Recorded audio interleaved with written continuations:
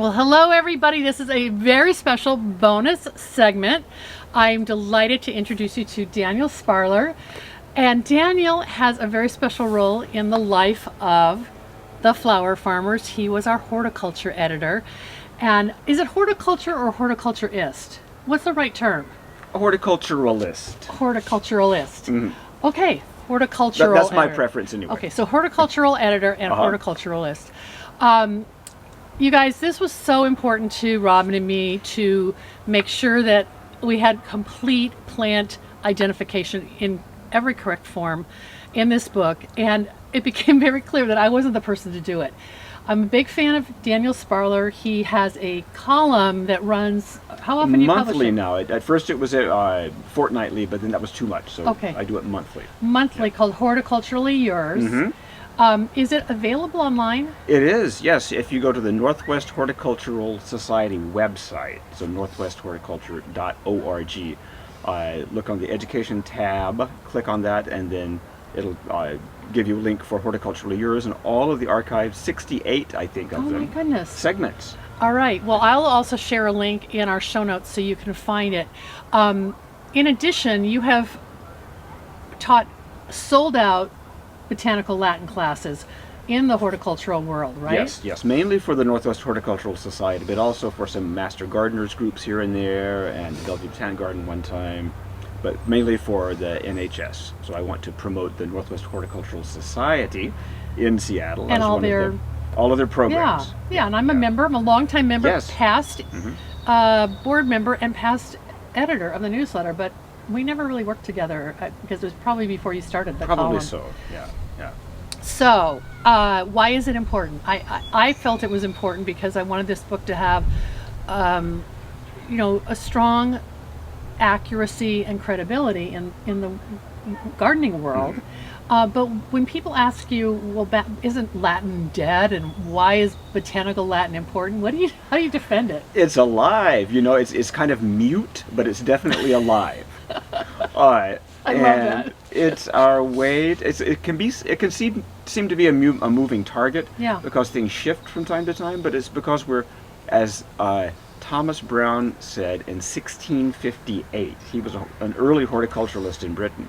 He said, we're tracing the labyrinth of truth, and it's a labyrinth, but we're trying to find the truth, and we're tracing it out, and it can lead us down dead ends sometimes. And so the reason that the nomenclature changes from time to time is that we find out more about the plant and how it relates to other plants. And as the world is facing these various threats of extinction of all sorts of plants, it's more important than ever to find out how things are related to each other. Right. Oh my gosh, it's so true. So it seems like there's a lot happening more in the sort of contemporary times.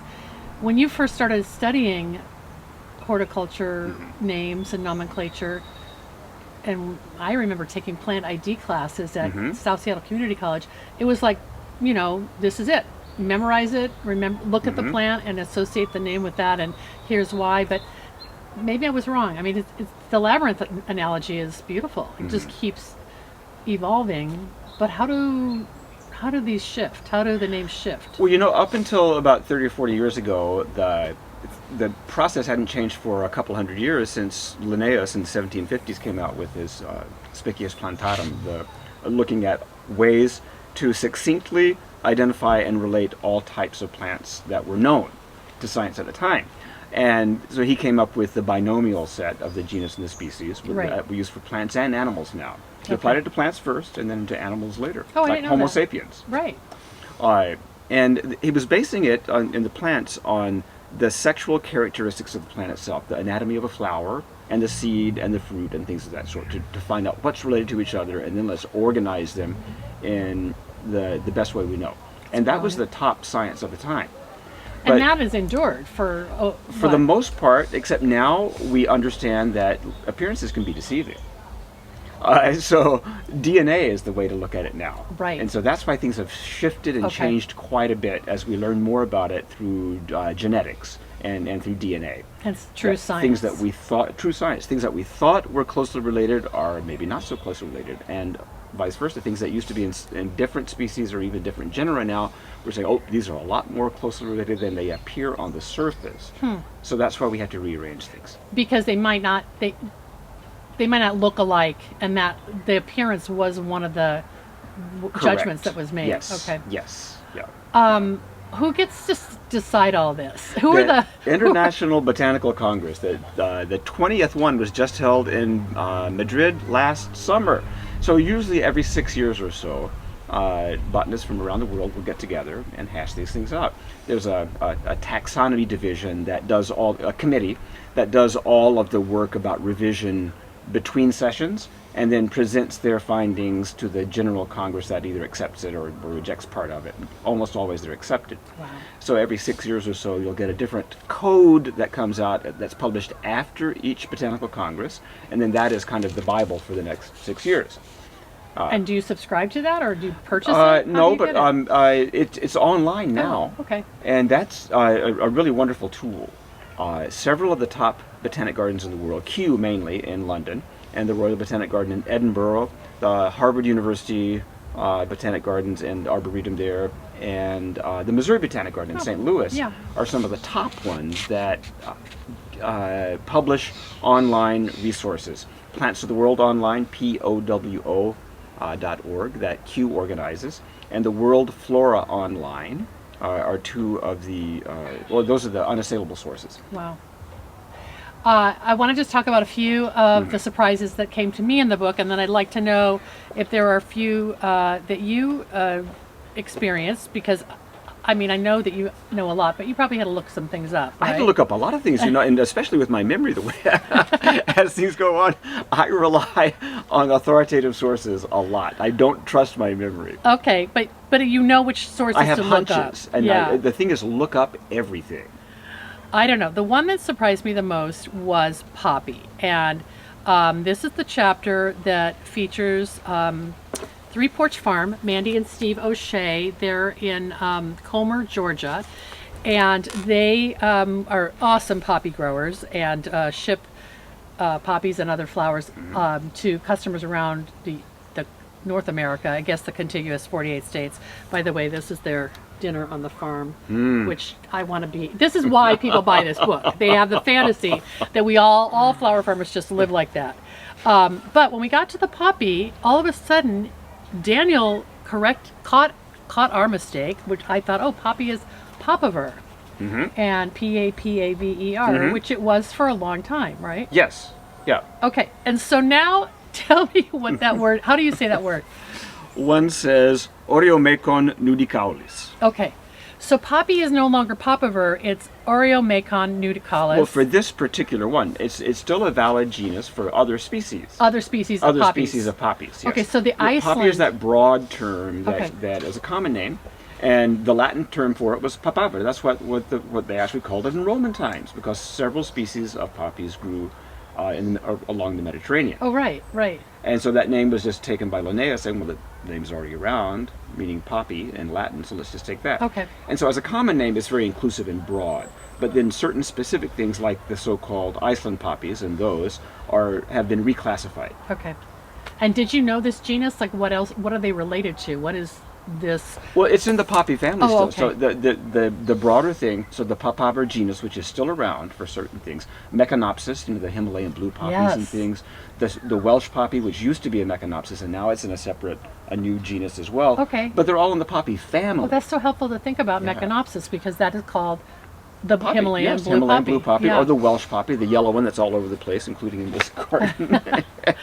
Oh, well, we don't hate you too much. That's but amazing. They're all in the poppy family. Yeah. So Papaveraceae, as most people say. But I'm so grateful that you caught this, because we want to be accurate, and the fact that you were able to describe to me that this is the correct name. I can't think if there were any other specific issues like that in the book. Do any other come to mind?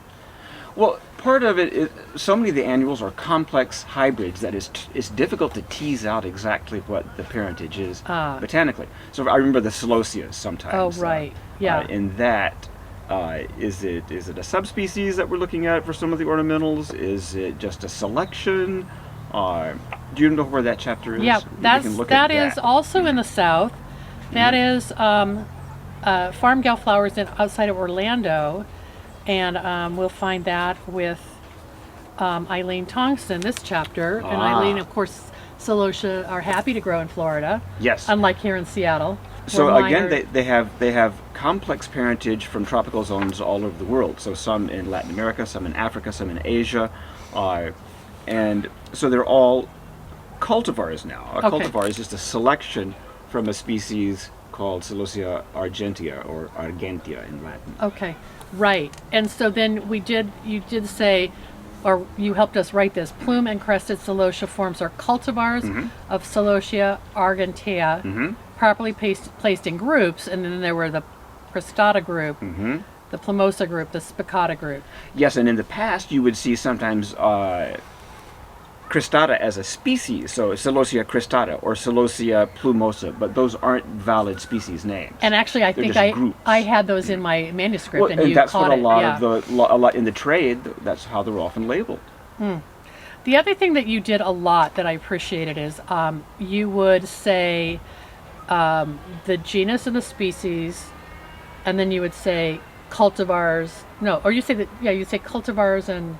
Maybe it was just called cultivars. Well, they're hybrids and they're cultivars. Hybrids and cultivars, yeah. And I felt like that just helped the reader who's really serious about finding the source of the plant accurately well, here's an example. Delphinium, you have species and hybrids because there's just so much breeding going on still. Is that why? Exactly, yeah. How did you get involved in being so brilliant about this? Like, you weren't born with this knowledge, but maybe you were born with the I don't know, you're wired this way. You know, I've always loved language. Okay. And I think part of it was trying to escape the reality of small town Arkansas when I was a kid, and wanting to imagine being somewhere else and speaking like a different type of person, being somebody else. Really. I love it. And I had some really inspiring teachers in middle school who said, my 7th grade, she actually was a substitute. She was a debutante back in the 1940s. I remember she was a cover girl on Collier's magazine in 1945. Oh my goodness. And so somehow she ended up How lucky for you guys to have her as a teacher. In small town Arkansas, and there she was as a volunteer coming back to fill in for people when they couldn't do things. And at the end of the year, she wrote me like a full-page note telling me that she wanted me to learn Russian, Spanish, French, German, Hindustani, and Japanese. And you were like 12 or 13? I was 12. Oh my I was goodness. 12. And she knew I had this passion about geography and and for language, and was trying to encourage me in that. So I haven't covered all those bases, but I've gotten a fair amount along the way. Right. But that had to do then with when I started growing plants about 35 years ago, wanting to know their proper names and wanting to learn about the relationships among them. And I had studied the development of the Spanish language from Latin in the early Middle Ages. So that's how I got into Latin, through the back door that way. Huh. So I had some exposure to it that way, and just started teaching myself more about nomenclature, the history of it. I mean, there's sort of it's not accessible. Like, there was no internet for you to look things up 35 years Correct. ago. You were having to go to the library. Probably. Yes, yeah. But the love of language made Botanical Latin just like another language. It did, yes. You weren't afraid of it. Not at all. In fact, I was eager. I ate it up. I had this eager curiosity about the topic. And now you have this eager desire to teach everybody about it. Well, I just like to share that method of learning about the plants we love to grow. Yeah. So when you teach Botanical Latin, do people come here to your garden and you just show them a plant and talk about it? Or? I usually do it at the Center for Urban Horticulture. Yeah. So I have a slideshow. I talk about general principles. I make about a 14-page handout of resources and certain basics about how Latin grammar works, why every genus is treated as a noun, and it may be in grammatical terms masculine, feminine, or neuter, which has nothing to do with biological gender at all. Grammatical gender is a totally separate thing. Okay. And then how the species is an adjective that agrees with that. So I give them some general rules about that, lots of examples, and then mainly tools, because in a 1.5 hour session, you're not going to teach people everything there is to know. No. You can just open the door to learning more on your own. So that's what I try to give people is tools to pursue it to their heart's content. Okay, so if I was a college Yeah. freshman, that would be 101. Yeah. So what is 201? When are you going to do the advanced class? Well, it's really just continuing because it's something that requires any language, especially if it's something very different from what your normal routine is. You have to reinforce it all the time. Yeah. You need to come back to it. Repetition, repetition, repetition. So just come back to that all the time. And you can start with the plants that you love the most, or a new plant, or something that intrigues you, about finding out about it, about its history, its cousins. I love it. All the various connections there among them. I find that for someone who is trying to encourage communication between flower farmers and floral designers, it would be useful to have this common language, because there is, unfortunately, speaking of common, a lot of common names that Yes. that are mischaracterizing. I mean, the common word for every plant does exist. Yes. Why did that happen?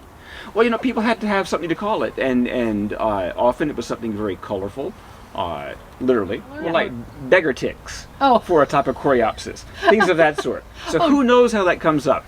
And some of them were kind of corruptions of other languages. They would hear somebody call it something, or especially when in the age of colonization, Yeah. when the Europeans spread like a contagion Right. all over the world, Right. they encountered Without new plants. being invited. Right, Yeah. right. They encountered new plants everywhere. They Okay. say, "Oh, what's this?" And somebody would say something in their native language, but the English ear to this day still has trouble discerning what that was, and they wrote on a rough approximation, and you might end up with something like horticulture. Oh my goodness! Oh my goodness! I mean, the research and like you said, if you just studied one genus, you could go take a deep dive Yeah, and yeah. keep stepping farther back in history. And the teaching, I just have to ask you before we wrap up, the teaching part that you love so much is really what your professional life, the path that you took as a professionally, right? Was Yes, teaching. yes. I taught high school for 30 years. Wow, Been those retired lucky for a few students. years now, and I love interacting with people. I love sharing that love of learning and helping people understand it's a lifelong process. It never stops, and I learn something new every day. If I don't learn something new in that day, I think I really haven't lived. Yeah, And, I agree. Yeah. So if you see a new plant that you admire on your world travels, are you able to pretty much figure out what its genus and species is? I know phone apps can do some of this work for us now. Yeah, those phone apps are still not foolproof, and it's remarkable what they can get right. But more often than not, if it's something that I'm stumped by, it stumps the phone too. Sure. Yeah. And you might have to go to a more academic source. Yeah, Getting and better now. There's something called the Plant Net, which is various universities teaming together and uploading more and more data. And I think maybe artificial intelligence could help a lot with that too. Yeah. That's part is still in its infancy about being applied to plant ID apps. Okay. But that's getting better. So Okay. those things are getting much, much better as time goes on. Okay. Maybe we need a cut flower plant ID app. But until we have that, you can be guaranteed that all the beautiful cut flowers that our flower farmers are growing have been vetted. And we've been really lucky to have Daniel be part of this project. Thank you so much. It was a joy for me, and I felt honored to have been included. Oh, I'm glad you said yes. Anything else you want to mention that I didn't ask you? Plant with pollinators in mind. I'm going to go do some more of that myself. I planted about a dozen things this morning, and I've still got about 3 dozen. If you look at my driveway, you'll see things that need to be planted. Get your hands in the dirt, listen to the birds and the bees, and stop and smell all the flowers you can. I love it. I love it. Thank you so much, Daniel. My pleasure. Okay. That was so fun. I hope you learned as much as I did from Daniel. He sent me a postscript in an email after we met together, and he wrote this. It occurs to me that I could have been much more forthcoming and informative about the poppy taxonomy question. You recall I asked him about how the poppy got reclassified. He said this. In case you hadn't noticed, the lexical vocabulary elements of Botanical Latin are often more Greek than Latin in origin, although regardless of derivation, it's all treated as Latin grammatically. Papaver was the Latin word for poppy. In Greek, it was mekon. Hence, mechanopsis means uses opsis as the Greek suffix meaning looking like. Oreo is Greek for mountain, thus Oreomekon, the new genus for Iceland poppy, means from the Greek mountain poppy. The genus Papaver is still alive and well, Daniel says, containing more than 70 species, although the Iceland poppy has been moved out of it. So, mystery solved, and I hope you learned a little bit today. Thanks so much.